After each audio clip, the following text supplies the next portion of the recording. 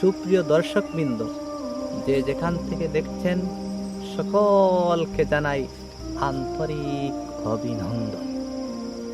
এই যে আমার পাশে দেখছেন পাহাড় পর্বত, এই সমস্ত এমন সময় আসবে, এক সময় আল্লাহ সুবহানাহু ওয়া তাআলা বলছেন কোরআনুল কারীমের মধ্যে সূরা ওয়াকিয়ার ৪র্থ এবং ৫ম আয়াতের মধ্যে আল্লাহ রাব্বুল আলামিন কি চমৎকার বলছেন, আউযু বিল্লাহি মিনাশ শাইতানির রাজীম, ইযা রুজ্জাতিল আরদু রাজ্জা ওয়া বুসসাতিল জিবালু বাসসা।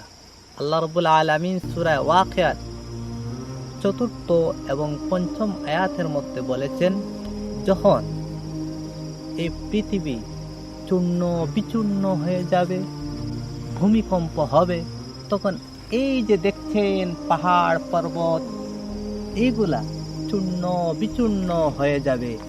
আমরা যেন সে কিয়ামত নিশ্চিত, সে কিয়ামত যেন আমাদের জন্য স্মরণে থাকে, আমরা আল্লাহর নিদর্শনগুলা আমরা সেই হিসাবে চলি এবং জীবনের মধ্যে আমরা যেন